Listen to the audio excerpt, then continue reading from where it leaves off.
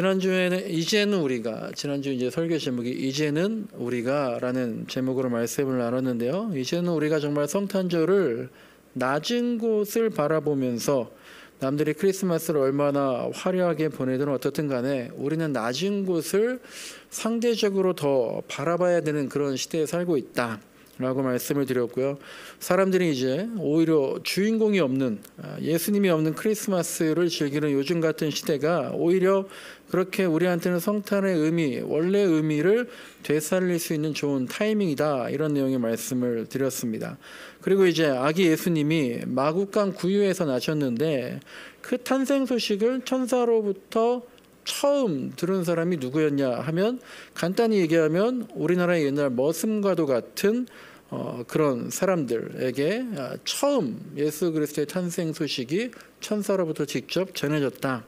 그러니까 이 누가복음의 저자의 의도는, 그러니까 의도적으로 이렇게 낮고 어려운 사람들에게 그 입장에서 예수님의 탄생을 집필했는데, 이제 오랜 시간 지나면서 이 저자의 의도가 왜곡된 걸 보면 마음이 아플 만도 하다, 그런 생각을 했고요. 하찮은 동네 나사렛, 그 하찮은 동네 나사렛에 천사 가브리엘이 친히 직접 찾아간 그 누가복음의 의도, 그리고 그 어린 아이가 이 아이가 어떻게 메시아입니까? 라는 증거를 물어볼 때에 말 구유에 놓여 있는 게 그리스도라는 증거다라고 의도적으로 표현했다라는 것을, 그래서 이제는 우리가 다시 그런 의도들을 찾아와야겠다, 그런 말씀을 나눴고요. 대림절하면 시므온과 안나, 이걸 기억하자라고 했던 것처럼 성탄절하면 낮은 곳, 이걸 기억하자, 그런 말씀들을 나눴습니다.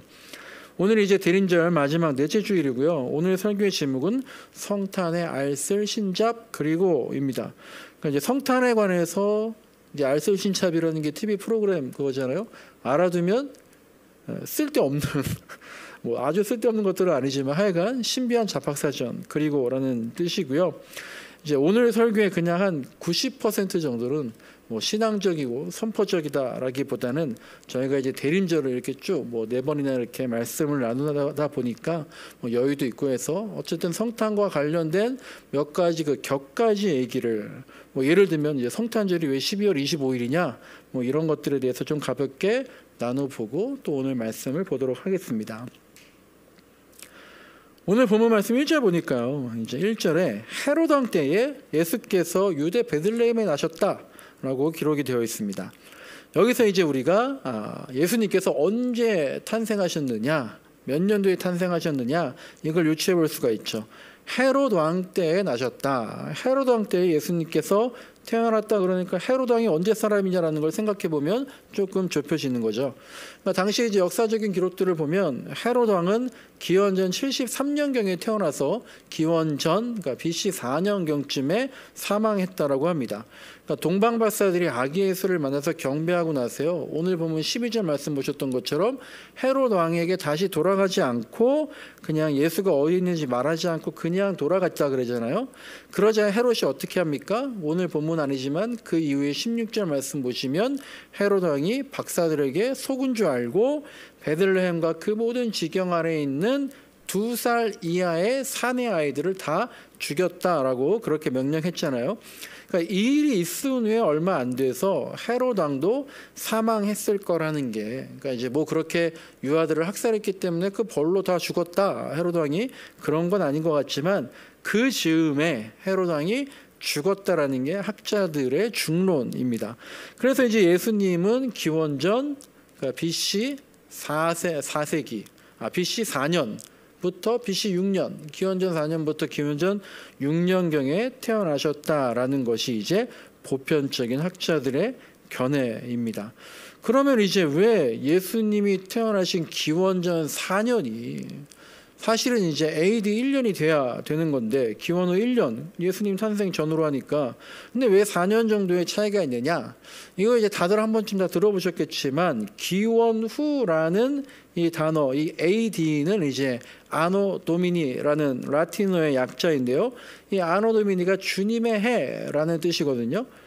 그러니까 이 말이 처음 사용된 건 근데 AD 1년 때 처음 사용된 게 아니라 한 기원 후 서기, 그러니까 AD 540년경쯤 돼가지고 이 학자가 이제 어떤 학자가 생각을 한 건데요.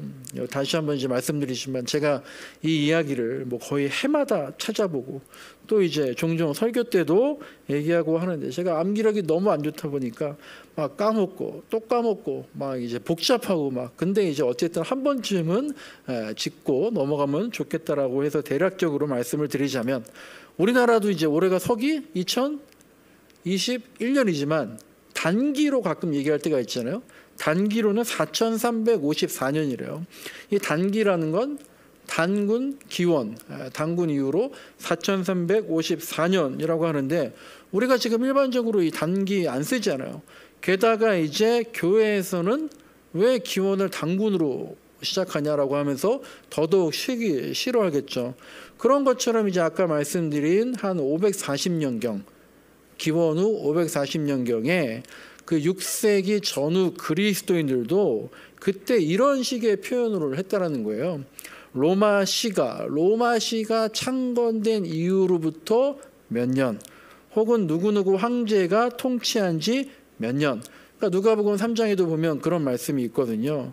근데 이제 이런 식으로 우리가 왜 써야 되느냐? 우리는 이 기원을, 해를, 연도를 이제 이런 식으로 쓰지 말고 그 기원을 아까 단군 기원 이런 것처럼 예수 기원, 예수님을 기준으로 해서 쓰자. 예수님 탄생을 기준으로 해서 연도를 나타내자라고 하고 이제 540년경에 교부가 한 수도사에게 이 천문학과 역법의 좀 밝은 수도사에게 자 예수님 언제 탄생했는지 한번 계산해 봐라 라고 했더니 이 정도 되더라 라고 했다라는 거예요. 그래서 그때부터 AD라는 걸 쓰기 시작했는데 그 수도사가 뭐 출중한 능력이 있었지만 뭐 이게 한참 전 얘기니까 540년 전 막 그러니까 자료를 찾다가 제대로 정확하게 계산을 하지 못하고 해서 그때 이렇게 4년 정도의 차이가 났다는 거죠.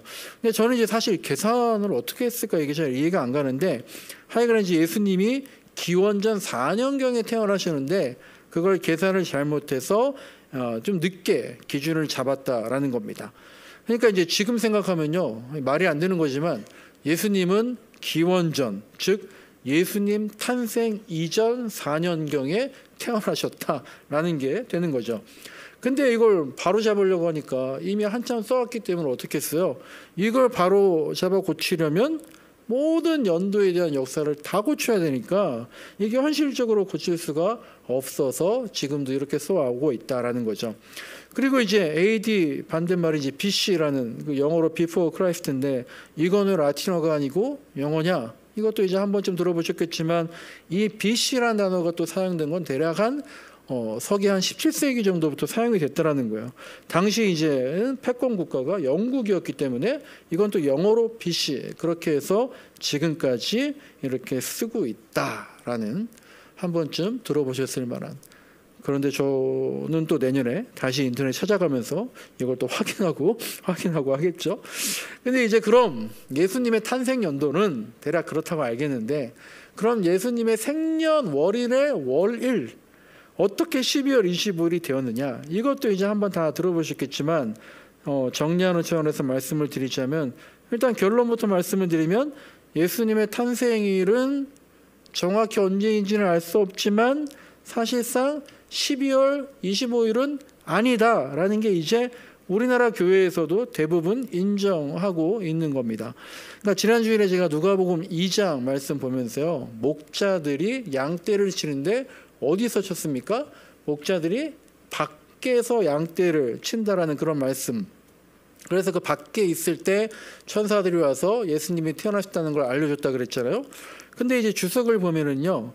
이렇게 목자들이 자기 양떼를 밖에서 그러니까 들이겠죠. 들에서 칠 때 그렇게 방목했던 때는 1년 내내 그렇게 했다는 게 아니죠. 특정한 기간이 있었다라는 거죠. 그러니까 우리나라도 만약에 들에서 뭐 이렇게 뭐 동물들을 키울 때에 1년 내내 밖에 있게 할 수는 없잖아요. 그랬던 것처럼 이 팔레스타인 지방에서는 방목이란 거를 언제 했느냐라면 그러니까 목동들이 들에 있었다라고 할 때는 3월부터 11월 그 사이에 있었다라는 거죠. 이 시기에 방목을 했으니까 성탄절은 3월부터 11월 사이, 그러니까 12월은 아니다라는 거죠. 근데 이제 기독교 방송에 CBS라는 게 있어요. 이거 예전에 이제 방송했던 영상을 제가 한번 찾아보니까요. 이 밖에서란 말이 들을 그냥 얘기하는 게 아니라 원어적으로 보면 그냥 건물 밖, 뭐 들 이게 아니라 그 들 중에서도 농경지라는 뜻을 가지고 있대요. 그러니까 농경지, 논밭, 논밭 그런 걸 얘기하는 것 같아요. 근데 이제 양을 치는 목동들이 왜 농사꾼들이 있는 농경지에 들어가 있느냐? 그렇다면 또 이제 목동들이 들판이 아니라 농경지에 있었을 때는 언제이냐?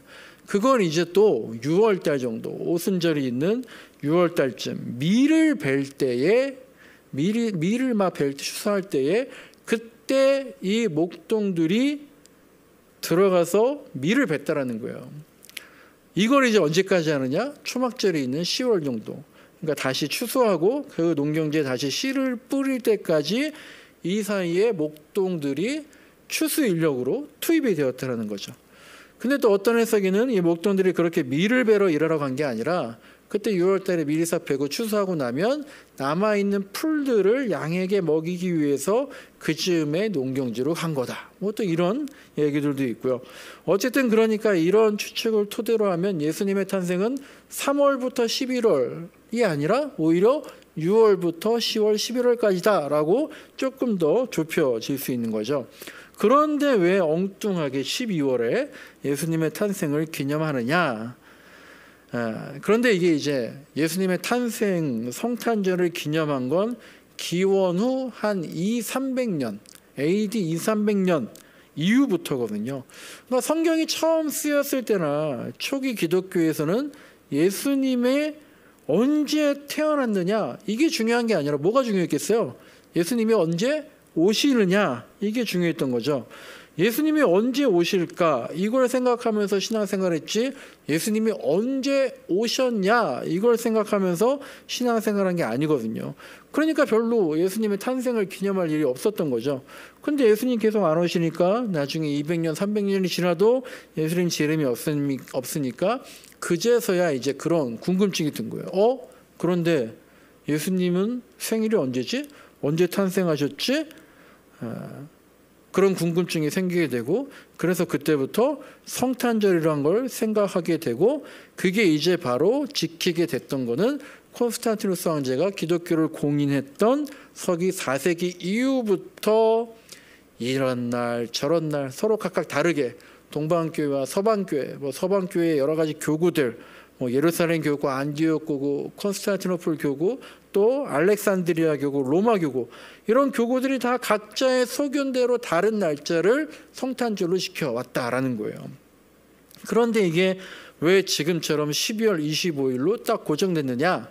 여기에 대해 이제 가장 많이 알려진 얘기가 그거잖아요. 로마 시대에는 어떤 신이 있었어요? 태양신이 있었는데 그 태양신을 섬기는 미트라교가 이 미트라가 탄생일이 12월 25일이었다. 이제 콘스탄티누스 황제가 우리는 약간 이렇게 오해하고 있는 게 기독교를 하나의 국교, 그 나라의 국교로 결정했다라고 옛날에 들어왔는데 이게 아니라 여러 종교 중에 하나로 기독교도 이단이나 섬기면 안 되는 게 아니라 공인을 여러 종교 중에 하나로 믿을 만한 공인을 해준 거고 콘스탄티누스는 그렇게 여러 종교를 다 허락하면서 통치하는데 어떤 화합 통치, 나라의 화합을 추구하면서 통치를 했는데 그렇게 공인했던 기독교 세력이 갑자기 너무 커지다 보니까 그때까지는 가장 유력한 종교가 그 태양신 미트라를 섬기는 미트라교였거든요. 오히려 이제 그러니까 서로 대립이 되는 거예요. 그러니까 이 콘스탄티누스 황제는 화합을 하라고 여러 가지 그 종교들을 공인해 준 건데 이게 오히려 대립각이 세우면서 서로 싸우다 보니까 미트라교의 그 축일, 그 미트라의 탄생 12월 25일을 예수님의 탄생일로 정해서 두 종교가 같은 날 기념일로 갖게 했다라는 거죠. 또 이제 이게 사실은 뭐 22일이다. 근데 이제 시간이 지나면서 25일이 됐다. 뭐 그런 얘기도 있고요. 근데 또 어떤 사람들은 그게 아니다. 12월 25일 날 기독교인들이 이 사람들 미트라교 사람들이 태양신을 섬기는 걸 보고 아니 기독교인들은 그렇게 생각하는 거예요. 정말 태양은 예수님 한 분밖에 없는데 왜 지금 미트라 신에게 지금 예배하냐라고 하면서 12월 25일을 오히려 그렇게 진정한 태양은 하나밖에 없다. 예수님이다라고 성탄절을 지켰다라는 말이 있고요. 그렇습니다. 그래서 이제 4세기 이후부터 예수님의 탄생일을 기념하려고 할 때 이러한 역사적인 경험을 바탕으로 해서 12월 25일 설이 자리를 잡기 시작을 했지만 지금은 이 날이 정확하지 않다라는 걸 대부분 인정하면서도 그래도 지금까지 이렇게 지켜오던 걸 갑자기 또 다른 날로 바뀌면 이게 어려운 거잖아요. 우리가 1월 일책할 때 그때 이제 왜 토요일 날 예배를 드리느냐, 토요일 날 뭐 주일 예배를 드려도 되느냐 이런 질문이 나왔을 때에 토요일 날 우리가 예배를 드릴 수 있다, 토요일 날 예배 드려야 한다 이런 게 아니라 이미 주일 날 예배를 드리고 있지만 토요일도 가능한데 그게 혼선이 있으면 또 괜히 그렇게 주일 날, 일요일 날 예배 드리는 걸 토요일로 바꾸고 그럴 필요가 없는 것처럼 12월 25일이 계속해서 지켜왔기 때문에 우리가 이제 또 예수님이 언제 태어나시는지 사실상 정확히 알지 못하기 때문에 그냥 25일을 성탄절로 지키는 거고 이게 지금은 크게 잘못된 것은 아니다 이런 분위기인 거죠. 네, 알쓸신잡입니다. 네, 우리도 그렇잖아요. 네. 이름이 다른 분들이 있어요. 이름이 두 개인 분들이 혹시 여기도 계신지 모르겠는데 또 어떤 분은 생일도 두 개인 분이 있잖아요. 왜 달라요? 그러면 뭐라 그래요? 실제로 태어난 날이나 집에서 쓰던 이름이 있었는데 이거를 출생신고할 때 다른 걸로 이제 하게 돼가지고 이름이 두 개다. 그런 분들이 있잖아요. 근데 이제 그렇다고 해서 그게 문제가 되는 게 아니잖아요. 근데 제가 이번에 설교 준비하면서 이 생각하다가 정말 황당한 사실을 하나 발견했는데 저한테 이제 누나가 큰 누나 작은 누나 둘이 있어요. 근데 큰 누나가 이름이 두 개예요. 하나는 이신명, 하나는 이명자. 그러니까 아버지가 동사무소에 가셔서 출생신고를 하는데 집에서 정하고 부르셨던 그 이름을 순간 까먹으시고 그 자리에서 또 순식간에 이름을 장명하셔서 신고하셨다라고 해서 이름이 두 개가 되는데 제가 지금 놀란 게 뭐냐면 우리 큰 누나 또 이 본명 호적에 기록된 이름이 뭐지? 이신명이었나 이명자였나? 저도 아버님 닮아서 그런지 그걸 까먹었더라고요. 근데 이제 뭐 이신명이든 이명자이든 간에 뭐라고 부르든지 중요한 건 그분이 제 누나라는 거잖아요. 그러니까 우리가 성탄절을 12월에 지키든 6월에 지키든 예수님 탄생을 기념하는 게 중요한 거잖아요. 물론 또 이걸 기념하는 게 중요하지. 하지만 정확하게 기념해야지라고 하면서 17세기 유럽에서는요. 야 12월은 절대 아니지 않느냐. 그러니까 12월 25일에 성탄절 지키는 걸 법으로 금지했대요. 그러니까 또 야 왜 지켜오던 걸 못 지키게 하냐라고 폭동도 일어나고 막 싸웠다라는 거예요. 다 이제 그런 일이 있고 저런 일이 있고 있었기 때문에 지금 12월 25일 날 성탄절을 기념하는 게 오히려 이제 큰 무리가 없어진 거라고 생각합니다. 자, 이제 아직도 본문 1절인데요. 1절 마지막을 보시면 또 약간 궁금하지만 크게 중요하지 않은 논란이 되는 단어 하나가 있죠. 바로 동방으로부터 온 박사들이라는 건데요. 이 박사라는 것도 다들 아시는 것처럼 지금의 박사, 닥터 이거 말하는 게 아니죠. 우리가 점성술사라고 해서 혹 이제 옛날에는 마술사, 뭐 점쟁이 이렇게 했는데 영어 성경 보니까 정확하게 이제 와이즈맨이라든지 마기라고 좀 더 정확하게 기록이 되어 있는데요. 이 와이즈맨, 마기 이게 이제 동방의 현자, 사제 혹은 왕족이라는 그런 얘기도 있고요. 어떤 책을 보니까 이제 이 사람들은요 인도로 치면 브라만 계급에 속할 정도로 되게 높은 위치를 갖고 있는 사람들이었다라고 하고요. 구약 성경 다니엘서에 보면은요, 이 다니엘은 동방으로부터 온 사람, 이교도 사람이 아닌데도 불구하고 마고이라고 그렇게 표현도 하게 했답니다. 어쨌든 이들이 별을 관측하는 천문학자들이기도 했는데 이들이 동방으로부터 온 사람들이다라고 할 때 이 사람들이 아마도 당시 천문학이 발달했던 데가 어디냐면 바벨론이었어요. 이 바벨론 사람이었을 것이다. 그러니까 바벨론은 지금의 이라크 그 바그다드 근방이거든요. 근데 여기서 이 바벨론에서 예루살렘 팔레스타인까지 걸어서 얼마나 걸릴까요? 이걸 이제 어떤 사람이 인터넷에서 글을 올린 걸 보니까 구글 맵으로 이제 검색한 걸 캡처해서 올렸더라고요. 이 이라크 바그다드, 이 바벨론에서 팔레스타인 예루살렘까지 걸어서 오는 그 거리가 1168km래요. 1168km. 한 10일 정도 걸어서 갈 수 있다라고 거기 구글에 뜨더라고요. 그런데 이 동방의 박사들이 또 약간 딴 얘기지만 신라에서 왔다라고 주장하는 분들이 있더라고요. 어떻게 그런 근거가 나오나? 이게 이제 며칠 전 또 국민일보에 국민일보 기사에 어떤 장로님이 올린 글인데 이제 그런 글을 올릴 땐 신문사에서 꼭 밑에다가 적어놓죠. 이 외부 기고는 본 신문사와 편집부도와 다를 수가 있습니다라는 걸 써놓는 거죠. 근데 이제 어쨌든 이분이 계속 이런 걸 연구하던 장로님이신가 봐요. 왜 신라에서 이 동방박사가 왔냐? 제일 우선되는 근거가. 근데 여러분 제가 이걸 뭐 딱 찾아보니까요. 전혀 무시할 건 또 아닌 것 같아요. 그렇다고 맞다라고 할 수도 없지만 이 그분이 동방의 박사들이 별을 관측하고 나서 예루살렘까지 온 기간이 한 1년 반에서 2년이라는 거예요. 아까 제가 원래 바벨론설이라 그러면 며칠 정도 걸린다 그랬죠? 걸어서 지금 한 10일 정도. 뭐 그 당시에 도로가 발달되어 있지 않았기 때문에 뭐 더 걸렸겠지만 1년 반, 2년은 아니잖아요.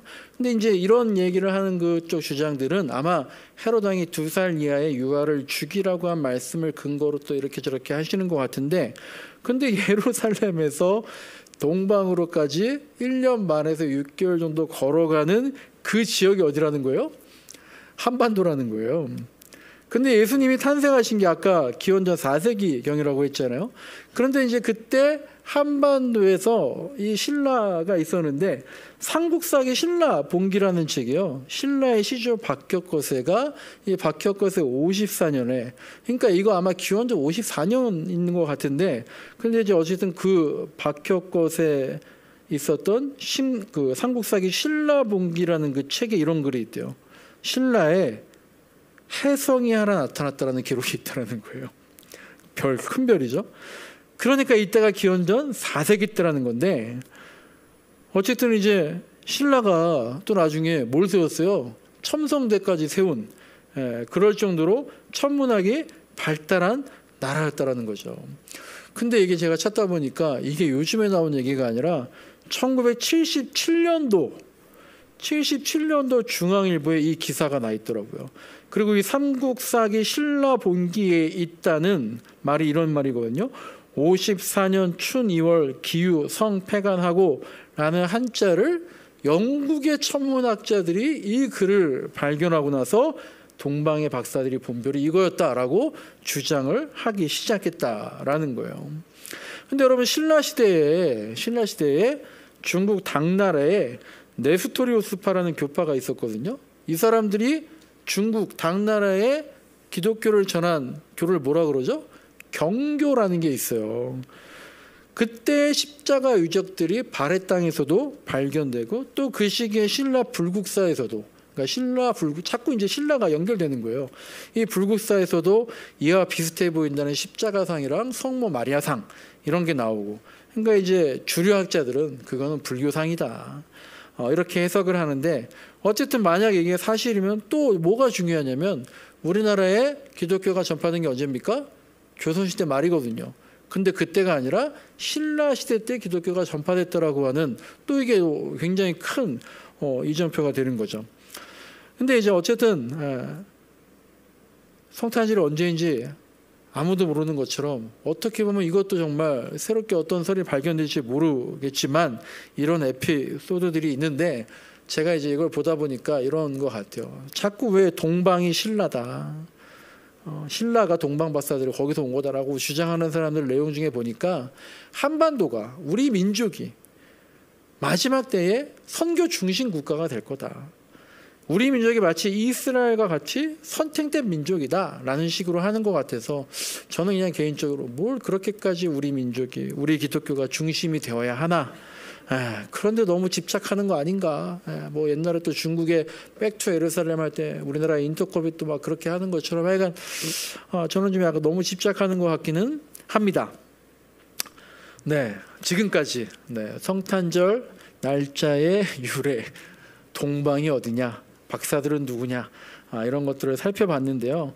제가 크리스마스라는 소책자가 이제 옛날부터 있던 걸 한번 봤는데 거기 보니까 이제 정말 알쓸신잡이에요. 크리스마스 캐롤의 유래는 뭐냐. 또 옛날에 저한테 어떤 분이 물어보니 크리스마스 트리의 유래는 뭐냐. 크리스마스의 실은 어떻게 나왔냐. 크리스마스 카드는 어떻게 나왔냐. 뭐 그리고 이제 각 나라의 크리스마스 풍습, 뭐 또 산타클로스는 어떻게 생겼냐, 이런 거를 이렇게 정리해 놓은 책을 읽다 보니까 맞아, 이런 거 한 번쯤 궁금했는데라고 이제 하면서 보니까 또 별거 아닌 크리스마스에 관련된 에피소드. 그러니까 제가 읽다 보니까 또 별거 아닌 것 같아서 읽다가 말았어요. 근데 이제 이렇게 성탄절과 관련된 여러 가지 정보들을 제가 접하다 보니까 오히려 그런 생각이 드는 거예요. 더 분명한 게 뭔가, 더 중요한 게 뭔가. 성탄절에 이런 주변 얘기들이 뭐 가끔 궁금할 때가 있죠. 근데 제가 지금 한 20분 넘게 이런 얘기하니까 여러분 어떤 생각이 들어요? 뭘 저런 걸 설교 시간에 얘기하시나. 그런 것처럼 성탄절의 주변 얘기들이 중요한 게 아니라 뭐예요? 성탄절이 무슨 의미가 있는가, 그래서 우리가 성탄절을 어떻게 기다려야 되는가, 이런 게 더 오히려 이런 거 막 주변 것들 찾아다 보니까 이게 더 중요하다라는 게 더 명확해지는 것 같아요. 그러니까 우리가 크리스마스에 대한 여러 이야기들, 에피소드들을, 그것들을 파헤치는 게 뭐 가끔 재미가 있을 수도 있지만 또 가십거리가 된다 한들 그게 중요한 게 아니고, 아까 말씀드린 것처럼 12월 25일에 예수님이 태어나지 않으셨다라고 해서 기독교가 거짓말쟁이 종교가 되는 것도 아니잖아요. 중요한 건 예수님께서 실제 오셨다는 거고, 왜 오셨는지, 제가 여태까지 계속 대림절 기간에 말씀드린 것처럼 왜 오셨는지를 우리가 계속 기억해야 되는 거죠. 그래서 제가 지난주에는 예수님이 낮은 곳에 오셨다라는 말씀을 드렸고, 오늘은 예수님이 작은 곳에 오셨다라는 것을 말씀을 드리고 설교를 마치려고 합니다. 오늘 본문 6절에 보면은요, 예수님께서 어떤 동네에서 태어나셨다고 그랬죠? 베들레헴에서 태어나셨다고 그랬잖아요. 이 베들레헴에서 태어나신다는 게 구약의 미가서 5장 2절에 이 말씀이 있는 거예요. 그걸 인용한 건데, 잘 아시듯이 베들레헴은 무슨 집이다? 빵집이라고 알려져 있잖아요. 근데 또 이제 오늘날 그 현지에서는 빵집이 아니라 이제 고깃집이라는 의미로 통용이 되고 있대요. 이건 또 왜 그러냐면 레헴이란 단어가 라흐마라고 얘기를 한대요. 근데 라흐마는 고기란 뜻이 지금 그렇게 되고 있다는 거죠. 근데 지금 어쨌든 간에 이 베들레헴은 작은 동네예요. 작은 마을. 그리고 오늘 본문을 보시면 유대 고을 중에서 근데 가장 작지 아니하도다라고 나와 있는데, 이 말씀은 역설적인 거죠. 사실은 인구가 너무 적어서 촌락 같은 작은 마을인데 거기에서 목자가, 메시아가 나왔으니까 너희들은 결코 작은 마을이 아니라 오히려 정말 큰 마을이다라고 얘기를 하고 있는 겁니다. 제가 베들레헴 빵집 하니까요, 우리 경례가 생각이 났어요. 빵집 하니까 생각이 나더라고요. 여기가 작아요. 우리 교회도 작잖아요. 베들레헴도 작은 동네고요. 그런데 좋은 게 있어요. 작은 게 다 좋다 이게 아니라요, 작으니까 좋은 것들이 있어요. 한 명 한 명이 보이는 거죠. 제가 예전부터 가지고 있던 이제 목회 철학 중 하나가요, 한 사람을 위한 목회라는 건데요. 저는 이제 우리 동해 한빛교회가 크건 작건 간에 그렇게 한 사람을 위한 교회가 되었으면 좋겠다라는 소망이 있어요. 경례뿐만 아니라 모두가 그러길 원하는데요. 그래도 이제 오늘은 제가 경례한테 한마디를 하고 싶더라고요. 미안하다, 갑자기 끌어들여서. 여기에 이제 우리 교회가 있는 거예요. 여기가 너의 빵집이다라는 거예요. 여기가 너의 베들레헴이다라는 거예요. 정말 작은 동네지만 거기서 메시아가 나신 것처럼 이 작은 곳에서 경례가, 또 우리 모두가 메시아를 만났으면 좋겠다.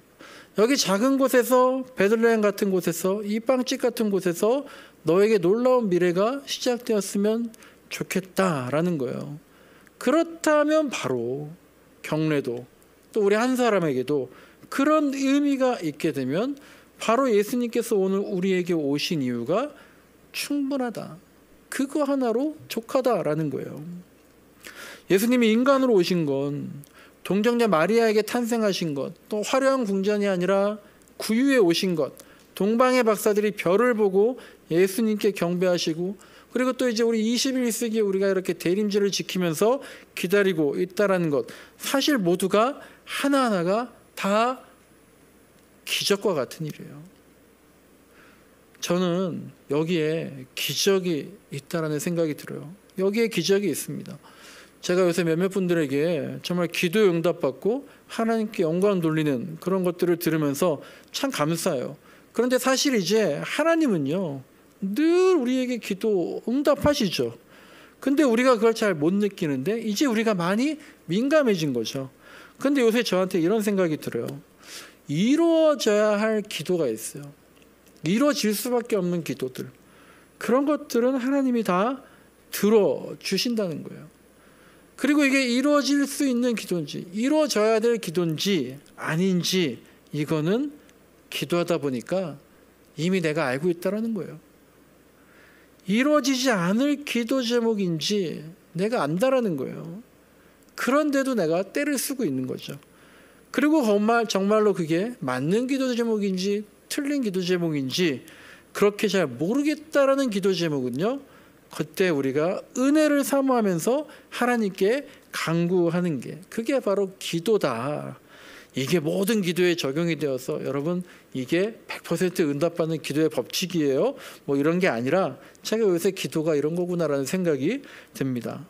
왜냐하면 정말 하나님은요, 독생자 우리 아기 예수를, 우리 아기 한 명 있는 그 아기 예수를, 저도 지금 우리 다음이가 이번 주에 그 백신 1차를 맞았어요, 금요일날. 그래서 이제 지금 뭐 몸이 괜찮지만 여기 안 왔는데 1차 접종 맞으니까 괜히 아이가 여러 가지 막 걱정되고 막 이제 기도하고 막 그러는 거예요. 정말 소중한 아이잖아요. 근데 하나님께서 독생자 예수님을 우리 인간에게 보내주실 정도로 우리를 사랑하시기 때문이다라고 하는 겁니다.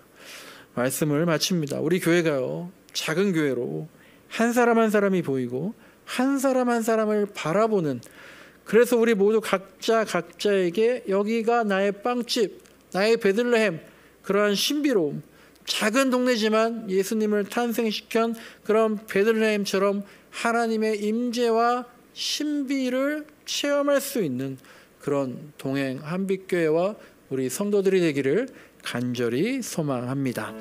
우리 찬양